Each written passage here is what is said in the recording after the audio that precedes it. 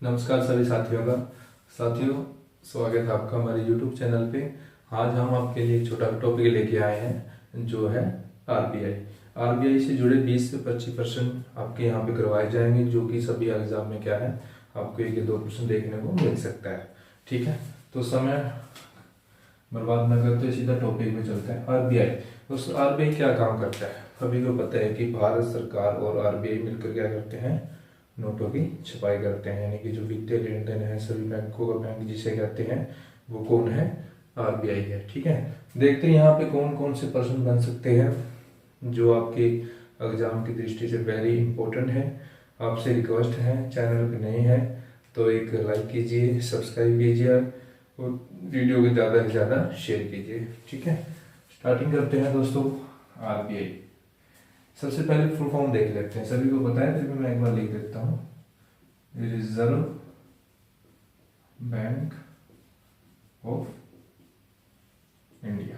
ठीक है, इसकी क्या है फुल फॉर्म है। ठीक है, अब आगे चलते हैं। अब बात करते हैं दोस्तों स्थापना। यहाँ से प्रश्न बनेगा आपका कि आरबीआई की स्थापना कब हुई। आरबीआई की स्थापना दोस्तों 1 अप्रैल 1935। इंपॉर्टेंट है भाई, सबसे ज्यादा यही पूछा जाता है कि आरबीआई की स्टैब्लिश डेट बताओ, यानी कि कब बना। तो वो क्या है, 1 अप्रैल 1935 की। उसके बाद दोस्तों बात आती है हेडक्वार्टर की। यहाँ से भी प्रश्न बनने के चांस रहते हैं, ध्यान से देखिए। तो हेडक्वार्टर है दोस्तों वो सबसे पहले 1935 में बना। ठीक है, लेकिन सबसे पहले हेडक्वार्टर कहाँ पर रखा गया है? कलकत्ता। ठीक है, लेकिन यहाँ से एक फैक्ट आता है बाहर कि जो कलकत्ता हेडक्वार्टर बनाया गया आरबीआई का, ये परमानेंट नहीं था। ठीक है, यानी कि इसको हम क्या पढ़ेंगे, अस्थायी रूप से, यानी कि परमानेंट नहीं था। अब परमानेंट कहाँ पे स्थापित किया गया और कब किया गया, ये इंपॉर्टेंट है। परमानेंट दोस्तों, परमानेंट हेडक्वार्टर 1937 में कहाँ पर लाया गया? बम्बई। अब क्या बोलते हैं इसको? मुंबई बोलते हैं। ठीक है, 1937 में क्या हो गया? परमानेंट हो गया। ठीक है भाई, अब थोड़ा सा आगे चलते हैं। अब दोस्तों बात करते हैं फर्स्ट गवर्नर और करंट में जो गवर्नर है हमारे आरबीआई के, उसके बारे में बात करते हैं। यहाँ पे लिखा है मैंने फर्स्ट गवर्नर, ये इंपॉर्टेंट है, फर्स्ट गवर्नर। ठीक है, जब आरबीआई बना तो सबसे पहले गवर्नर कौन था आरबीआई के दोस्तों? उनका नाम था ओसबर्न स्मिथ। ठीक है, फर्स्ट आरबीआई के पहले गवर्नर ओसबर्न स्मिथ। कब से कब तक? टाइम याद रखना है आपने, 1935 से लेकर 1937 तक। ठीक है, 1935 से लेकर 37 तक। प्रश्न कहीं से भी आ सकता है भाई, ये नहीं है कि मुश्किल ही पढ़ना है। आसान क्वेश्चन में हमें क्या कर देता है, पजल कर देता है। हमें पूछ लेते हैं कि हेडक्वार्टर अस्थायी रूप से कहाँ बनाया गया। क्वेश्चन को उलझाया जाता है, लेकिन उसको पढ़ने से पहले समझना जरूरी है। ठीक है, अस्थायी कलकत्ता में, परमानेंट बम्बई में।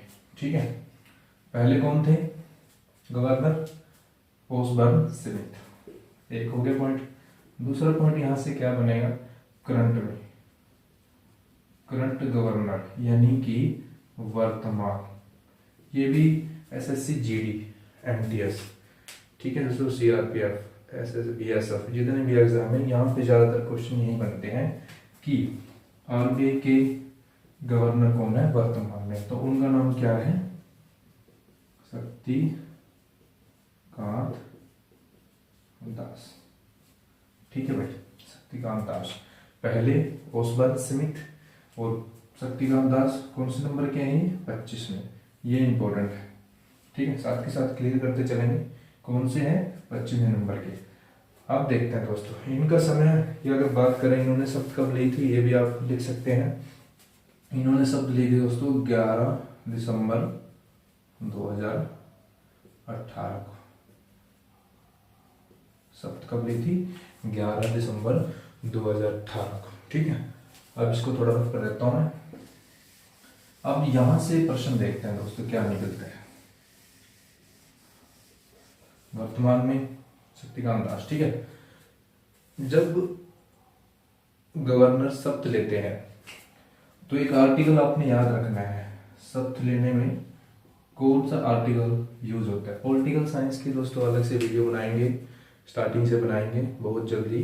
ठीक है, आर्टिकल यहाँ पे एक यूज होता है 159 ए आर्टिकल। किसमें? जब गवर्नर शपथ लेते हैं। अब इनको शपथ कौन दिलाता है?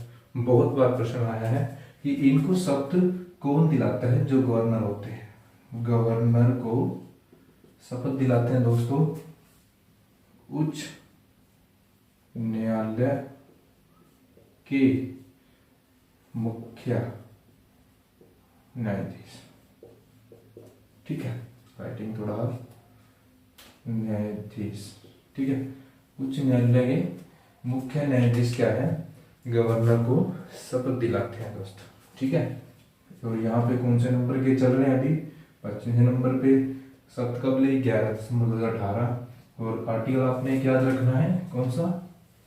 159। ठीक है, अब थोड़ा आगे चलते हैं। आई होप दोस्तों आपको ये सब कुछ क्लियरली बिल्कुल समझ आ रहा होगा। ठीक है, अब बात करते हैं दोस्तों समय की, जहां से प्रश्न बनने के हमारे चांस रहेंगे। टाइम की बात करते हैं दोस्तों, सबसे लंबा समय और सबसे कम समय। ठीक है दोस्तों, सबसे लंबा समय या फिर कार्यकाल किसका? आरबीआई में जो गवर्नर रह चुके हैं। ठीक है, सबसे लंबा कार्यकाल दोस्तों रहा बेनेगल रामा राव का। बेनेगल रामा राव का कितने साल रहा दोस्तों? 7 साल। सबसे ज्यादा 7 साल रहा। समय की अगर बात करें, समय कब से कब तक था? 1949 से लेकर 1957 तक इनका कार्यकाल चला। ठीक है, रैंक की अगर बात करें कि जब ये पद पर कार्यकाल थे तो इनका रैंक कौन सा था? 4th। ये भी आप लिख सकते हो, 4th रैंक के गवर्नर थे। समय की बात करें 1949 से लेकर 1957 तक। ठीक है, आसान। उसके बाद बात करते हैं दोस्तों सबसे कम समय कार्यकाल। ये भी इम्पोर्टेंट है प्रश्नों की दृष्टि से, कुछ भी आ सकता है दोस्तों। कम समय, तो सबसे कम कार्यकाल आरबीआई के गवर्नरों में आता है दोस्तों अमिताभ घोष का। अमिताभ घोष कुल 20 दिन। कितना? कुल 20 दिन ये गवर्नर रहे थे दोस्तों। कार्यकाल का समय भी आप लिख सकते हो 15 जनवरी 1985 से लेकर 4 फरवरी 1985 तक। ठीक है, यानी कि कुल 20 दिन। रैंक की अगर बात करूं, जैसे इनका 4 था तो इनका रैंक कितना था? तो वो था दोस्तों 16वां।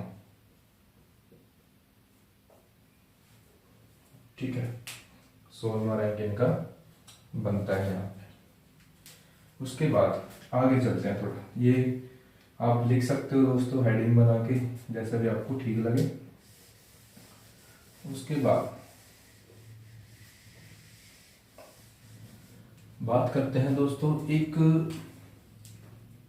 हमारे पीएम है जो क्या है आरबीआई के गवर्नर रह चुके हैं। वो भी आपने याद रखना है। पर्सन डायरेक्टली पर्सन पूछते हैं कि ऐसे हमारे देश के कौन से प्रधानमंत्री हैं जो गवर्नर रह चुके हैं। ठीक है, का नाम है श्री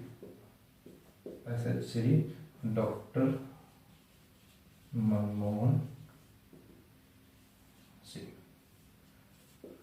ठीक है, कार्यकाल की अगर इनकी बात करें तो 1982 से 1985 तक ये कार्यपद पर रहे। ठीक है, ये इंपॉर्टेंट है एग्जाम की दृष्टि से। उसके बाद एक मोटो होता है आरबीआई का। ये कई बार आरबीआई के या फिर जितने भी बैंक एग्जाम होते हैं उनमें पूछ लेते हैं कि आरबीआई का मोटो क्या है।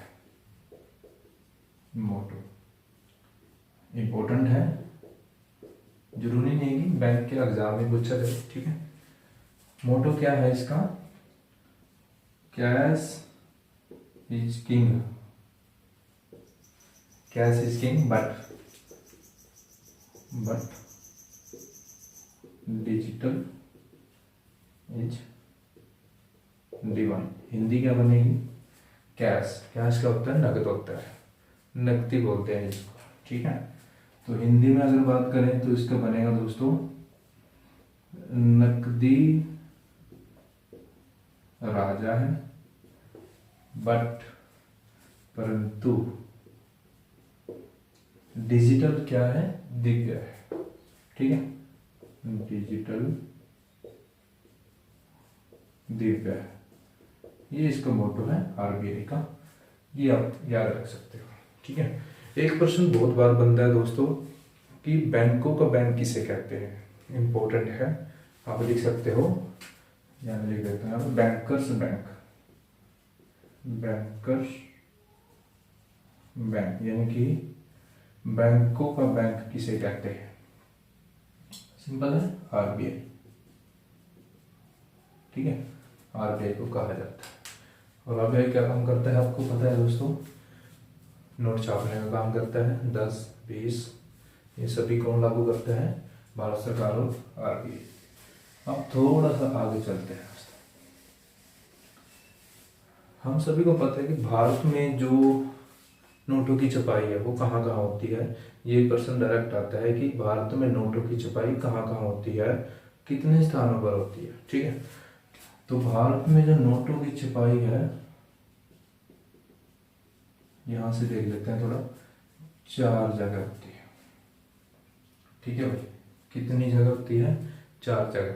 अब प्रश्न क्या बनता है, या तो आपको डायरेक्ट जगह दी जाएगी या फिर आपको डायरेक्ट स्टेट दिया जाएगा।